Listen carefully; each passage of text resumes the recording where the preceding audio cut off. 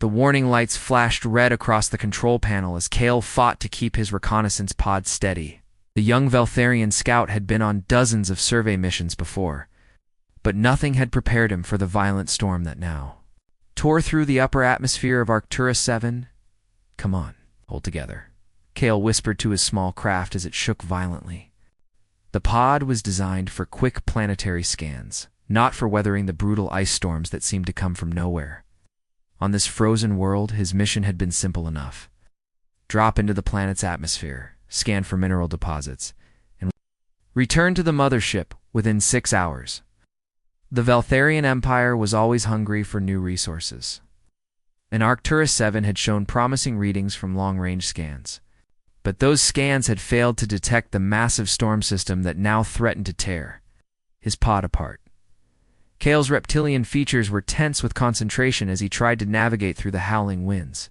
His species had evolved on the warm desert worlds of the Veltharian home system, where temperatures rarely dropped below what humans would consider pleasantly warm.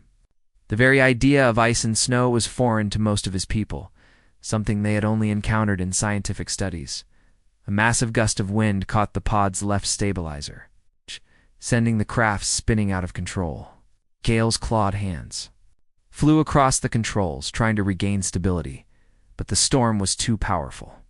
The pod's emergency systems screamed warnings as the altitude readings dropped rapidly. "Emergency beacon activated," the computer announced in its calm, mechanical voice, transmitting distress signal to Fleet Command. But Kale knew that help would not come quickly. The storm was blocking most communications, and the fleet was positioned 3 hours away at minimum. He would have to survive on his own until rescue arrived. The ground rushed up to meet him faster than he expected. Kale managed to engage the emergency landing thrusters just seconds before impact, but it was not enough. The pod crashed through a layer of thin ice and came to rest, half submerged in what appeared to be a frozen pond. For a moment, everything was silent except for the creaking of stressed metal and the distant howl of the wind. Kale shook his head, trying to clear the dizziness from the crash. His body ached, but nothing seemed broken. The pod's life support systems were still functioning, though several warning lights indicated damage to critical systems. He tried to open the main hatch, but it would not respond. The crash had damaged the opening mechanism. Kale moved to the emergency exit, a smaller hatch near the rear of the pod. It opened with a grinding sound, letting in a blast of frigid air that made him gasp. The cold hit him like a physical blow. Kale's body temperature dropped immediately as the frozen air filled his lungs. His people were not built for such conditions. Within seconds, his movements became sluggish, and his thinking grew cloudy. He tried to climb out of the pod, but his foot slipped on the icy surface. With a splash that sent shockwaves through his system, Kale fell into the partially frozen pond. The water was so cold it felt like liquid fire against his skin. He tried to swim to the edge, but his limbs were already going numb. The heating unit in his environmental suit had been damaged in the crash. What little warmth it provided was quickly overwhelmed by the brutal cold of the water. Ice began forming on his scales as he struggled to keep his head above the surface. Kale managed to grab onto a piece of ice at the pond's edge, but his grip was weak and getting weaker. His body was shutting down, going into a state of hibernation that his species used to survive extreme conditions. But this was too extreme, too sudden. Instead of saving him, the hibernation response was killing him. His emergency beacon was still transmitting, but the signal was weak. The storm continued to rage overhead, and Kale knew that even if his people received the distress call, they would never reach him in time. He had maybe 10 minutes before his body would shut down completely. The young scout had always been proud of his service to the Empire. He had dreamed of discovering new worlds, of bringing glory to his family name. Now he was going to die alone on a frozen ball of ice, far from the warm sands of home. As his vision began to blur, Kale thought about his family. His sister Zara would be heartbroken. She had always worried about his dangerous assignments, and now her fears were coming true. His parents would receive the standard notification from the military, a cold official message that would never truly explain how their son had died. The ice around him was getting thicker, trapping his arms and legs. Soon, he would not be able to move at all.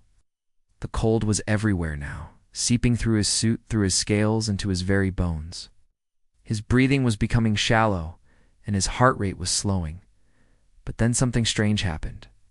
Through the howling wind and blowing snow, Cale heard a new sound. It was mechanical, but different from Valtharian technology. It sounded like engines, but not the smooth hum of his people's ships. These engines were rougher, more primitive. Dark shape moved through the storm, growing larger as it approached. Cale tried to call out, but his voice was barely a whisper. The cold had stolen his strength, and darkness was creeping in at the edges of his vision. The last thing he saw before losing consciousness was a figure in a strange, bulky suit jumping into the freezing water beside him. The figure was smaller than a Valtharian, but it moved with purpose and determination. Strong arms grabbed him, and he felt himself being pulled toward the surface. As everything went black, Cale had one final thought that would have amazed him if he had been conscious, enough to process it fully. The being that had jumped into the deadly water to save him was not Valtharian. It was something else entirely, something that seemed to have no fear of the cold that was killing him. It was a human. The storm continued to rage, across the frozen, the landscape of Arcturus 7, but in the darkness beneath the ice, an act of compassion had just taken place that would eventually change the fate of an entire galaxy. Neither the dying alien nor his human rescuer could have imagined the consequences of this moment, but somewhere in the cosmic balance of the universe, something important had shifted. Commander Giwan Park did not hesitate when she saw the alien trapped in the ice. Her team had been conducting routine geological surveys when they detected the crash signature. Now, looking at the dying creature in the frozen pond, all thoughts of first contact protocols vanished from her mind. "Minho, get the emergency heating unit running now," she shouted over the howling wind as she began stripping off her outer gear. "Hiron, prepare the medical kit and get those thermal blankets ready."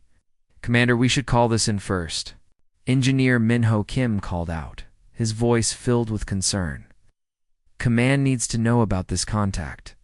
"That thing is dying right now," Park replied, pulling off her boots. "We can make reports after we save a life." The alien's body was already mostly submerged, with ice forming around its limbs. Park could see that it was still breathing, but barely. Its reptilian features were turning a sickly blue color, and its eyes were closed. She had never seen this species before, but she knew death when she saw it approaching. Without another word, Park jumped into the freezing water. The cold hit her like a hammer blow, driving the air from her lungs. Even with her thermal undersuit, the water was brutally cold. But humans were tough, and Park had trained for extreme conditions. She forced herself to move, grabbing the alien under its arms and pulling it toward the edge of the pond. "Help me get it out," she gasped as Minho reached down to assist. The alien was heavier than it looked, its body dense with muscle and thick scales. Together, they managed to drag it onto the snowy ground beside the pond. Medek Hiron Lee was already waiting with her equipment. She quickly began checking the alien's vital signs while Park climbed out of the water, her own body shaking from the cold. "It's in severe hypothermia," Hiron reported, her medical scanner beeping as it analyzed the alien's condition. "Body Temperature is dropping fast. This species seems to be cold-blooded, which makes it even worse." "What do we do?" Park asked, wrapping herself in a thermal blanket while still dripping wet. "We need to warm it up slowly and carefully," Hiron explained. "Too fast and we could kill it. Too slow and it dies anyway." Minho had the heating unit operational and was setting up their emergency shelter. The portable structure would provide some protection from the wind and storm. "Get it inside," he called out. "The heater is running." They carefully carried the unconscious alien into the shelter. Park noticed how its breathing was getting weaker with each passing minute. Its chest barely rose and fell, and its skin felt like ice even through her gloves. "I need more heat sources," Hiron said, working quickly to wrap the alien in thermal blankets. "The heating unit alone is not enough." Park did not think twice. She crawled under the blankets with the alien, using her own body heat to warm it. The creature's skin was cold against hers, but she could feel its faint heartbeat. Commander, that could be dangerous, Minho warned. We do not know anything about this species. It is dying, Park replied simply, and we are the only ones who can help it. Hours passed as they worked to save the alien's life. Park took turns, with Hiren using their body heat to slowly warm the creature. They fed it warm broth drop by drop when it was conscious enough to swallow. Park heated water packets from their rations and held them against the alien's chest and limbs. During the long night, Park found herself talking to the unconscious creature. She told it about Earth, about her family, about why humans explored the galaxy. She did not know if it could hear her, but something told her that her voice might help it hold on to life. My name is Jiwan, she said softly as she held another heated water packet against the alien's chest. I come from a planet called Earth. We have oceans and forests and mountains. Some places are cold like this, but most of it is warm. You would probably like the desserts. The alien's eyes fluttered open for the first time since the rescue. They were large and golden, with vertical pupils that contracted as they focused on Park's face. For a moment, neither of them moved. Hello, Park, said gently. We're safe now. My friends and I pulled you from the water. You nearly died. The alien tried to speak, but only a weak rasp came out. Park held a cup of warm water to its lips, helping it drink slowly. The creature's eyes never left her face, and Park could see intelligence there, along with something that looked like gratitude. Do not try to talk yet, Park said. You need to rest and get warm. We will take care of you. Over the next day, the alien's conditions slowly improved. Its natural body. Temperature began to return, and its breathing became stronger. Park learned that it could understand some basic concepts through gestures and simple drawings. The creature pointed to itself and made a sound that might have been its name. Kale, Park repeated, and the alien nodded weakly. Kale pointed to Park and tilted his head in question. Jiwan, she replied, touching her chest. As Kale recovered, Park was amazed by his resilience. Despite nearly dying from the cold, he seemed genuinely curious about his rescuers. He watched everything they did with interest, especially when they prepared food or maintained their equipment. When Hiren checked his wounds, Kale remained perfectly still, even though Park could see that some of the medical procedures were painful. When Minho worked on repairing equipment, Kale observed carefully, as if trying to understand human technology. But what surprised Park most was Kale's obvious gratitude. He had no way to communicate complex thoughts yet, but his actions spoke. Clearly he helped as much as he could despite his weakness. When Park gave him food, he always tried to offer some back to her. When she covered him with blankets, he tried to make sure she was warm too.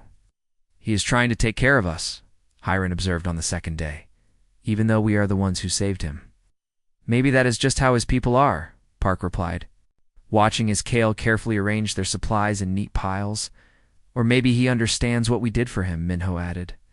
Not every species would jump into freezing water to save a stranger. Park nodded, but she did not think their actions were particularly unusual. It was what any decent person would do when faced with a dying creature. The idea that other species might not act the same way had never occurred to her. As the storm finally began to clear on the third day, Park saw ships approaching in the distance. They were not human ships. The vessels had a different design, sleeker and more advanced than anything in the human fleet. Kale, Park said, pointing to the approaching ships. Are those your people? The alien looked toward the sky and nodded. But Park noticed that his expression had changed. Where before, there had been gratitude and curiosity. Now there was something that looked like worry. Kale tried to stand, moving to position himself between Park and the approaching ships. He was still weak, but his intention was clear. He was trying to protect her. It is okay, Park said, putting a gentle hand on his shoulder. We will explain what happened. Your people will understand. But as the alien ships grew larger in the sky, Park felt a chill that had nothing to do with the cold wind. Something in Kale's expression told her that their troubles were just beginning. The Veltharian ships landed with a thunderous roar that shook the ground beneath the human shelter. 3 sleek vessels touched down in formation, their hulls gleaming with advanced metal alloys that seemed to absorb the pale sunlight. Captain Vox emerged from the lead ship, his tall frame moving with the confidence of a seasoned military commander. Vox was larger than Kale, with darker scales and scars that told stories of many battles. His eyes were cold and calculating as he surveyed the crash site. Behind him came a squad of armed soldiers, their energy weapons gleaming in the Arctic light. Kale, Vox called out, his voice carrying easily across the frozen landscape. Report your status immediately. Kale struggled to his feet, still weak from his ordeal. Park moved to help him, but he gently waved her away. She could see the tension in his body language as he prepared to face his commanding officer. Captain Vox, Kale said, his voice still hoarse from the cold. I crashed during the storm. These beings saved my life. Vox's golden eyes narrowed as he took in the scene. Saw the human shelter, the alien technology, and most importantly, he saw his young scout standing among the strange creatures. To his military mind, trained to see threats everywhere, it looked like a capture scenario. Step away from the aliens, Kale, Vox ordered, his hand moving to his weapon. We will handle this situation. Captain, you do not understand, Kale protested. Moving closer to Park, they are not enemies. They pulled me from the ice. They saved me. Park stepped forward, her hands raised in a peaceful gesture. She had learned enough about body language during her time with Kale to know that the newcomers were hostile. We mean no harm, she said clearly. We found your friend dying in the water. We only wanted to help. Vox did not understand the human words, but he recognized the tone. What he saw was an alien creature trying to communicate with his soldier. In his experience, that usually meant interrogation or manipulation. What have they done to you, Kale? Vox demanded. What information have you given them? Nothing, Kale said desperately. Captain, they cannot even speak our language properly. They just help me survive. But Vox was not listening. He saw the medical equipment, the thermal blankets, the signs of prolonged contact between the species. His military training told him that his scout had been compromised, possibly through torture or mind control techniques. Soldiers, prepare for hostile extraction, Vox commanded. The prisoner has been contaminated by alien influence. Minho Kim stepped out of the shelter, carrying a repair tool that looked suspiciously like a weapon to the Valtharian soldiers. Commander, what is happening out here?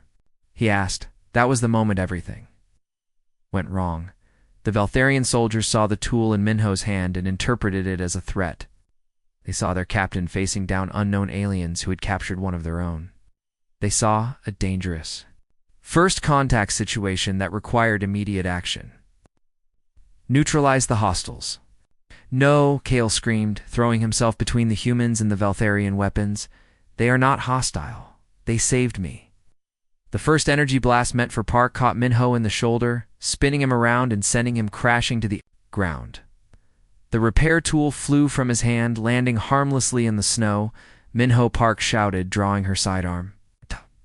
She had hoped to avoid violence, but her friend was down and bleeding. Her military training kicked in as she took cover behind a supply crate. Hiron Lee emerged from the shelter at the sound of gunfire, her medical bag in hand. She saw Minho bleeding in the snow and ran toward him, ignoring the danger. I am a medic, she called out in English, hoping someone would understand. The Valtharian soldiers did not understand her words, but they saw her running toward their position. To them, she looked like another attacker. A second energy blast caught Hiron in the chest, stopping her mid-dash stride. Park watched in horror as her friend and medic collapsed in the snow, her life ending in an instant. Hiron, she screamed, her voice breaking with grief and rage. Kale was still trying to stop the fighting, moving between the two groups with his arms outstretched. Stop this, he pleaded with his own people. They are good beings. They do not deserve to die. Stand down, Kale, Vox ordered. You have been compromised by alien influence. We will sort this out once we eliminate the threat. Park returned. Fire? Her shots carefully aimed to disable rather than kill. She was a good soldier, but she was also outnumbered and outgunned. The Valtharian energy weapons were more advanced than anything in the human arsenal. Commander Minho gasped from where he lay bleeding. Get out of here. Call for backup. I am not leaving you, Park replied, firing another shot that forced the Valtharian soldiers to take cover. The firefight continued for several minutes, with both sides exchanging fire across the frozen battlefield. Park was skilled, but she was fighting alone against trained soldiers with superior weapons. It was only a matter of time before she would be overwhelmed.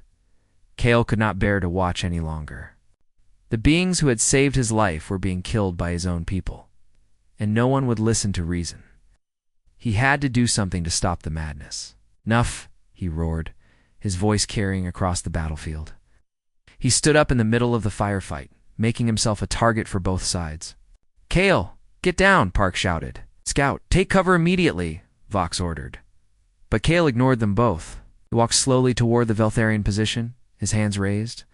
"Captain, if you want to kill them, you will have to kill me first." "Do not be foolish," Vox said, his weapon still trained on Park. "These creatures have poisoned your mind. Once we eliminate them, you will think clearly again." "My mind is clear," Cale replied. "Enough to know the difference between enemies and friends. Clear enough to know right from wrong." Park saw what Cale was trying to do, but she also saw the cold determination in Captain Vox's eyes. The Veltharian commander was not going to be swayed by appeals to mercy or reason. "Cale, move away from the aliens," Vox said, his finger tightening on the trigger. "That is a direct order." "No," Cale said simply. The energy blast was meant for Park, but Cale was faster. He threw himself sideways, intercepting the beam with his own body. The energy tore through his chest, sending him crashing to the ground beside the human commander.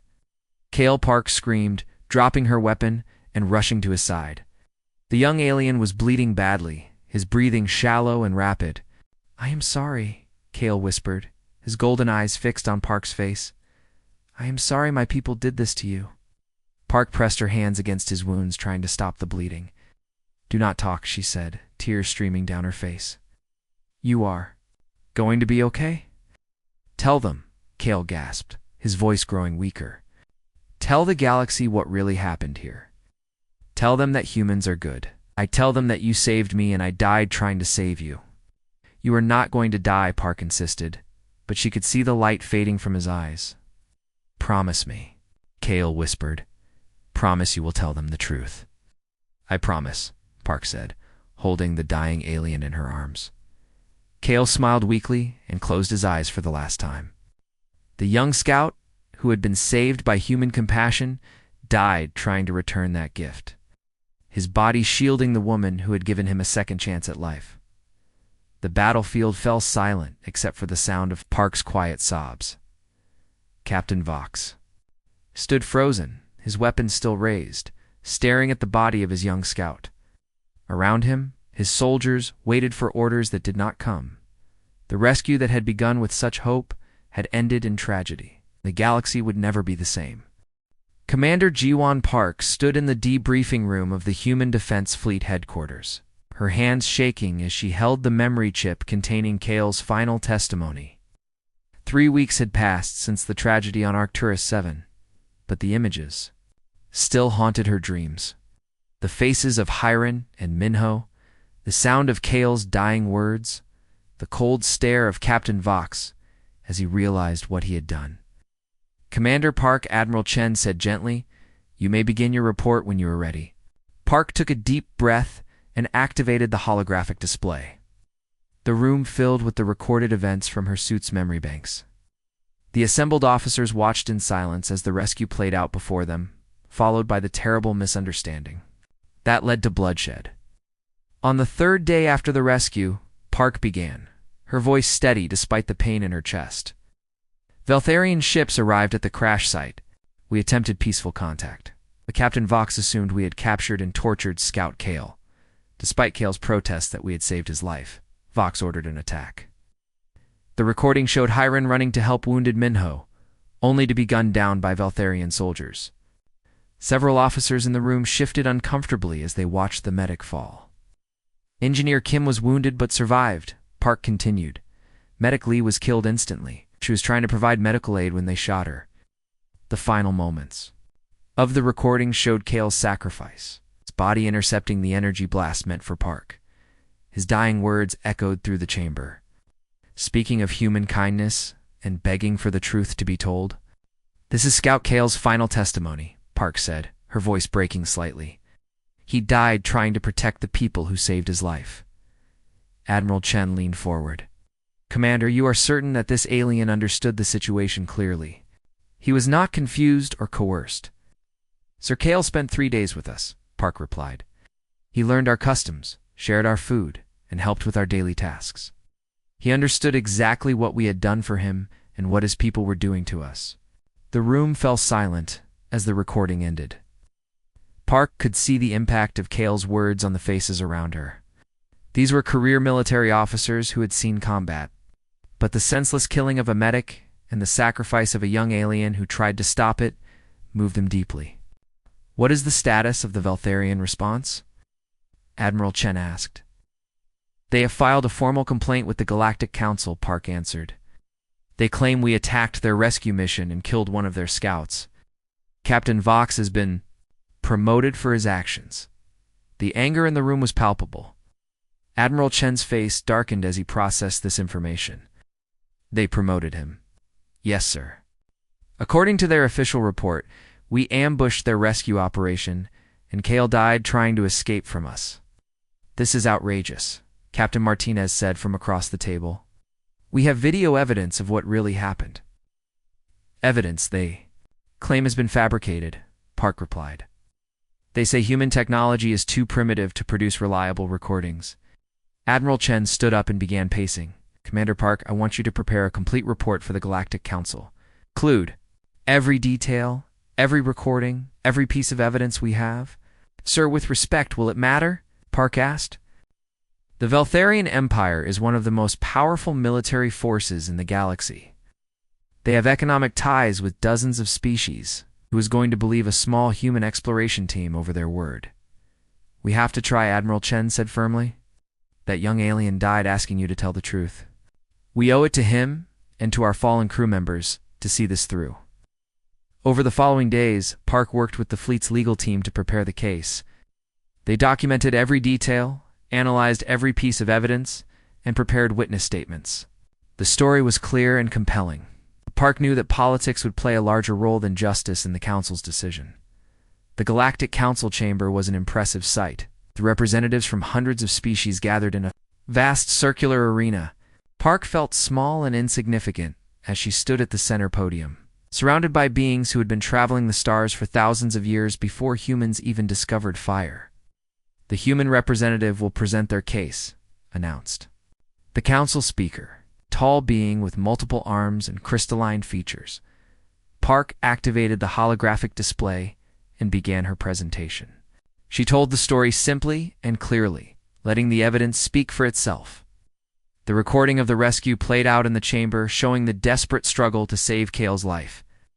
This is what humans do, Park said, her voice carrying across the chamber. When we find a dying being, we help them. We do not ask about their species or their politics. We do not wonder if they are friend or enemy. We just help because it is the right thing to do. The recording continued, showing the 3 days of recovery, the growing friendship between the species, and the terrible moment when everything went wrong. As Kale's dying words echoed through the chamber, Park noticed that many of the alien representatives were leaning forward, paying close attention. Scout Kale of the Veltharian Empire died trying to protect the beings who saved his life. Park concluded, He asked me to tell the galaxy the truth about what happened. That is what I have done today. The Veltharian representative, a high-ranking diplomat named Vex, rose to respond. The human story is touching but false, he said smoothly. Captain Vox followed proper military protocol when he discovered one of our scouts being held by unknown aliens. The humans attacked first, and Scout Kale died in the crossfire while trying to return to his own people. That is a lie, Park said, her voice rising with anger. Your own scout's final words prove it, words spoken by a dying being under extreme duress, Vex replied. Hardly reliable testimony. The debate continued for hours, with both sides presenting their evidence and arguments. Park could see that many of the council members were sympathetic to the human story, but she also saw the fear in their eyes. The Veltharian Empire was powerful, and few species wanted to risk their wrath. But something unexpected happened as the session continued. Other species began to come forward with their own stories of human compassion.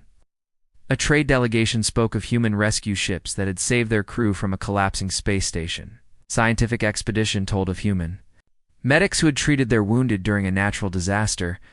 "The humans have a saying," spoke Ambassador Kira of the Centauri Republic. "They say that the measure of a civilization is how it treats its weakest members. But I would add that the measure of a species is how it treats complete strangers in need." The testimonies continued throughout the day, painting a picture of humanity that surprised even Park. She had never realized how many species had been touched by human kindness over the years. As the session drew to a close, the council speaker called for a recess.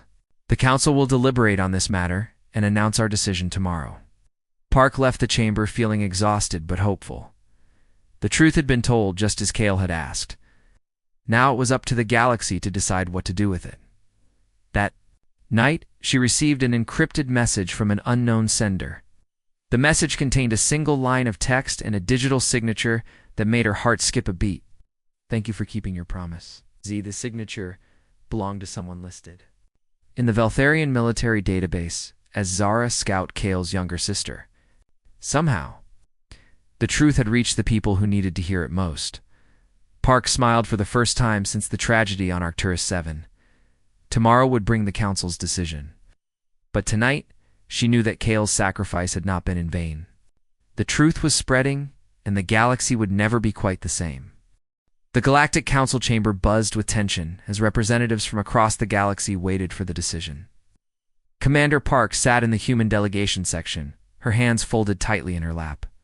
The past 24 hours had been filled with behind-the-scenes negotiations, political maneuvering, and heated debates. The council speaker rose from the central podium, their crystalline features reflecting the chamber's lights. "The Galactic Council has reached a decision regarding the incident on Arcturus 7. Park held her breath. Around her, she could feel the weight of history pressing down on the chamber. This decision would not just be about justice for Kale, Hiron, and Minho. It would set a precedent for how the galaxy viewed humanity and their role in the cosmic community. After careful consideration of all evidence and testimony, the speaker continued, "The council finds that the human account of events is credible and accurate. Scout Kale of the Veltharian Empire was rescued by human explorers who risked their own lives to save him." A murmur rippled through the chamber. The Veltharian delegation sat rigid in their seats, their faces showing no emotion. Furthermore, the speaker said, raising their voice, "The council finds that Captain Vox of the Veltharian Empire acted without proper investigation, resulting in the unnecessary deaths of human medic Hiron Lee and Veltharian scout Kale." Park felt tears welling up in her eyes. The truth was being acknowledged, but she knew this was only the beginning. However, the speaker continued, "The council recognizes that this incident arose from a tragic misunderstanding between species with different cultures and communication methods. No malicious intent has been proven on either side." The human delegation exchanged worried glances. Park could see where this was heading. Therefore, the council issues a formal censure to Captain Vox and recommends enhanced first contact protocols. For all member species, no further action will be taken at this time. The chamber erupted in voices as representatives began discussing the decision. Park felt a crushing disappointment. A censure was essentially a slap on the wrist, and enhanced protocols were just paperwork. Nothing had really changed. But then something unexpected happened. Ambassador Kira of the Centauri Republic stood up, her voice cutting through the noise. "The Council's decision is noted, but insufficient. The Centauri Republic hereby declares that any species that harms humans engaged in rescue or humanitarian operations will face immediate trade sanctions from our worlds." "The Centauri Republic has no authority to make such declarations," protested the Veltharian representative. "We have the authority to choose our trading partners," Kira replied coolly. "As of today, the Centauri Republic will not conduct business with any species that threatens human rescue operations." More voices joined. The chorus. The Andorian Alliance, the Free Traders Guild, and the Rimworlds Coalition all announced similar measures. One by one, species that had been touched by human compassion over the years stood up to support the declaration. Park watched in amazement. as nearly half the chamber supported what was being called the Human Protection Accord. It was not an official council resolution, but it carried enormous economic and political weight. The Veltharian representative, Vex, stood up with obvious anger. This is an outrage. The Veltharian Empire will not be dictated to by a coalition of minor species that control major trade routes, Ambassador Kira pointed out. Minor species that provide essential resources to your empire. Minor species that you will need to negotiate with if you want to maintain your current level of prosperity. The implied threat was clear. The Veltharian Empire was powerful, but they were not self-sufficient. They depended on trade with dozens of other species to maintain their economy and military strength. Over the following days, the situation escalated rapidly. The Human Protection Accord gained more supporters as stories of human kindness spread. Throughout the galaxy, social media networks carried videos of human rescue missions, human medical teams, and human peacekeepers helping other species. But the most powerful story was still Kale's final testimony. The recording of the young Veltharian scout's dying words had been transmitted across the galaxy, and it touched beings in ways that no political speech could match. "My name is Kale," the recording began, his voice weak but determined. "I am a scout of the Veltharian Empire, and I am dying because I tried to protect the beings who saved my life. The humans you see here pulled me from freezing water when I was minutes from death. They shared their food, their warmth, and their compassion with a complete stranger." The recording continued with Kale's description of human kindness, his growing friendship with the rescue team, and his desperate attempt to stop the violence. If you are listening to this, know that humans are not your enemies. They are the ones who will risk everything to save you, even if they have never met you before. The impact was enormous. Protests erupted on Veltharian worlds as citizens demanded justice for the young scout. Zara, Kale's sister, became the face of the movement, speaking out against the military's actions and calling for peace with humanity. "My brother died for the truth," she said in a broadcast that reached millions. "He died trying to stop a war that should never have started. The humans saved his life, and they would have saved more lives if given the chance." The Veltharian government found itself in an impossible position. They could not admit that Captain Vox had acted wrongly without undermining their entire military structure. But they could not ignore the growing unrest among their own people or the economic pressure from the galactic community. The solution came from an unexpected source. Captain Vox himself requested a private meeting with the Veltharian High Command. What was said in that meeting was never officially recorded, but the results were clear. Within a week, Captain Vox was stripped of his rank and sent into exile on a remote mining colony. The official statement said he had failed to follow proper first contact protocols and brought dishonor to the Veltharian military. It was not the full admission of guilt that Park had hoped for, but it was something. More importantly, it showed that the galaxy was changing. The old ways of might makes right were giving way to something new. The Human Protection Accord was formalized into Emergency Resolution 2847, though it was not an official council law. Instead, it was a voluntary agreement between species that recognized the unique nature of human compassion. "Humans are different," Ambassador Kira explained to the press. "Not better or worse, just different. They seem to have this drive too. Help others even at great personal cost. That kind of behavior is rare in the galaxy, and it deserves protection." Park was present at the signing ceremony, representing the human victims of the Arcturus 7 incident. As she watched dozens of species commit to protecting human rescue operations, she thought about Kale's final words. Had said. And she had. The truth was spreading now, carried by the same networks that had once ignored human existence. Stories of human kindness were being told in languages Park had never heard of, on worlds she had never seen. But the most important, truth was simpler than any political resolution or trade agreement. The galaxy had learned that some things were worth protecting, even if they came from a young species that had barely begun to explore the stars. As Park left the ceremony, she received another message from Zara. "The memorial for my brother is ready. Will you come?" Park smiled and typed her reply. "I will be there. I promised him I would tell the truth, and I want to keep telling it. The memorial service would be held on Arcturus 7, at the site where everything had changed. It would be a chance to honor the dead and celebrate the living, to remember the past and look toward the future. Most importantly, it would be a chance to show the galaxy that some bonds are stronger than politics, economics, or military power. Some bonds are forged in acts of compassion and sealed with sacrifice. And those bonds, once made, can change the fate of an entire galaxy. 5 years after the Arcturus 7 incident, Commander Guan Park stood at the edge of the memorial garden, watching the sunrise paint the frozen landscape in shades of gold and pink. The once desolate crash site had been transformed into something beautiful and meaningful. The memorial itself was simple but powerful. 3 pillars of polished stone rose from a circular garden, each bearing the name of someone who had died on the spot. Hyrin Lee, the medic who had died trying to help others.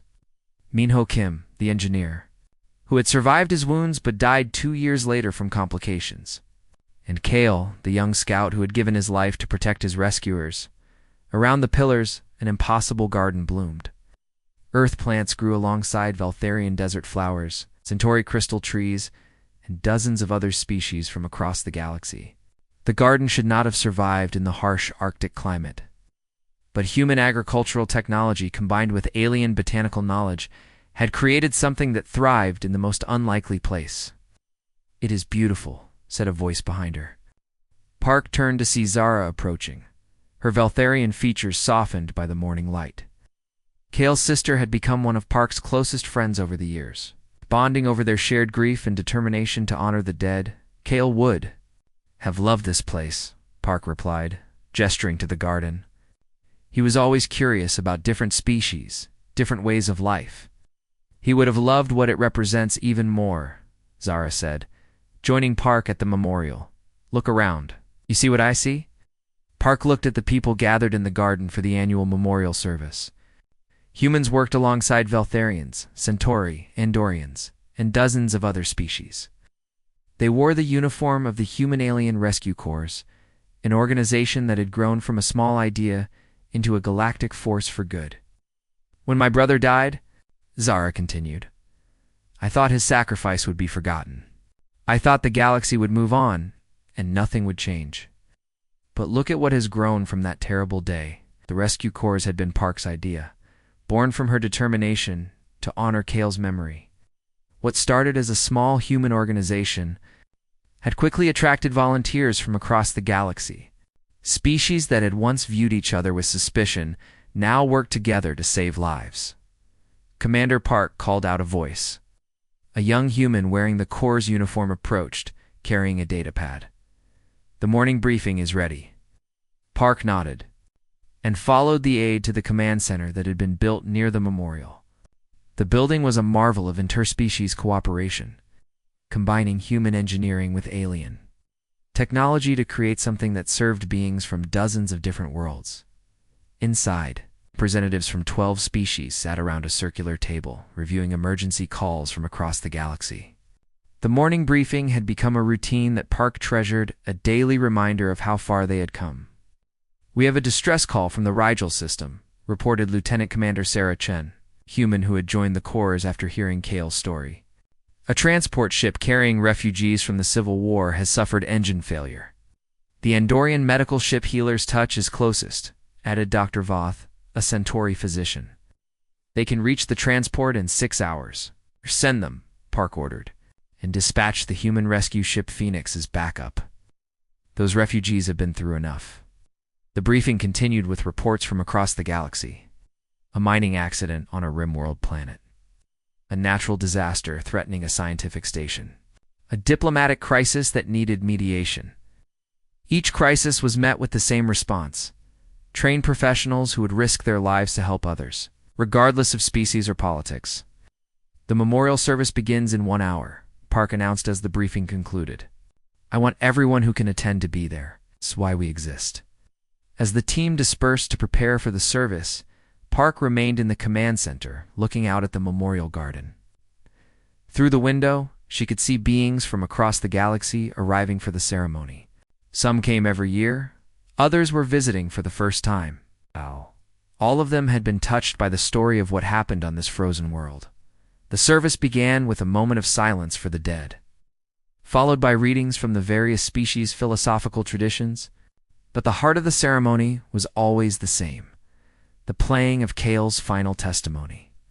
"My name is Kale," the recording began, just as it had 5 years ago. "I am a scout of the Veltharian Empire, and I am dying because I tried to protect the beings who saved my life." Park had heard these words thousands of times, but they still moved her. Around the garden, she could see others wiping away tears as the young alien's voice spoke of human kindness and the hope for peace between species. "The humans you see here pulled me from freezing water when I was minutes from death," Kale continued. "They shared their food, their warmth, and their compassion with a complete stranger. If you are listening to this, know that humans are not your enemies. They are the ones who will risk everything to save you, even if they have never met you before." When the recording ended, Park stepped forward to address the gathered crowd. She spoke of the progress that had been made, the lives that had been saved, and the bonds that had been forged between species. "Kale asked me to tell the galaxy the truth," she said, her voice carrying across the garden. "The truth is that compassion is not weakness. The truth is that helping others, even strangers, makes us stronger.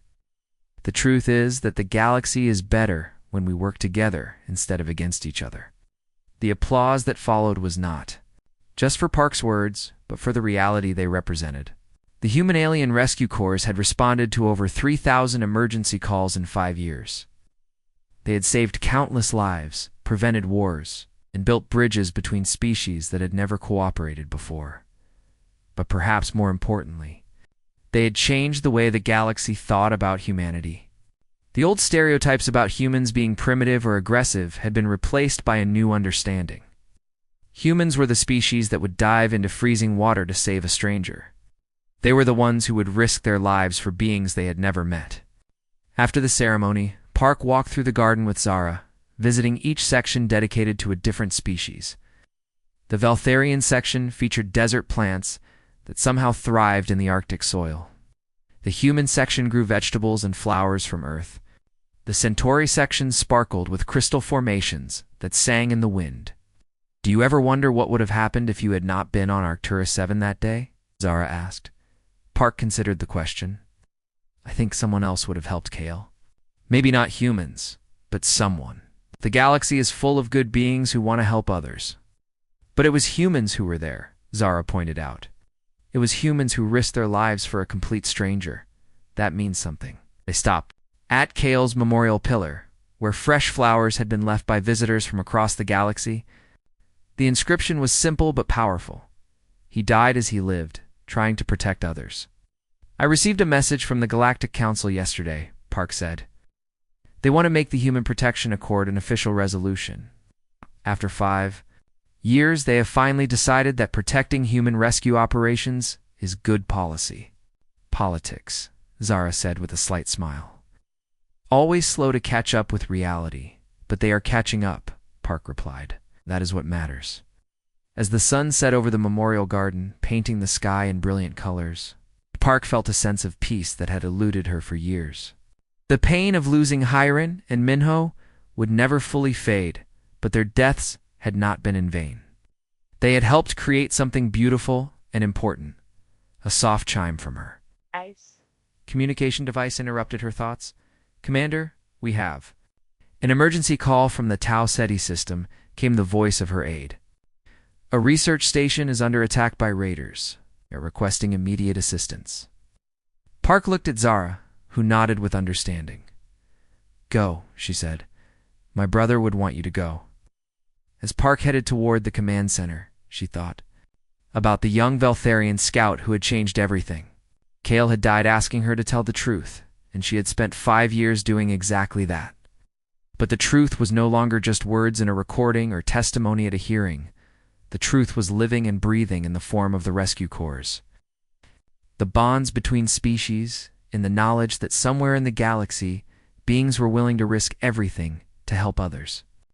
The truth was that compassion was contagious, and it had spread from a frozen pond on Arcturus 7 to the farthest reaches of known space. As her ship lifted off from the memorial world, heading toward another emergency, another chance to help, Park smiled. Kale's legacy lived on in every life saved, every hand extended in friendship, every moment when strangers chose to help instead of turn away. The galaxy had learned an important lesson on that frozen world 5 years ago. Some things were worth protecting, worth fighting for, worth dying for. And sometimes the most important thing of all was simply the willingness to jump into freezing water to save a stranger. That willingness had changed everything, and it would continue to change the galaxy for generations to come. The truth, as Kale had asked, had been told, and the truth had set them all free.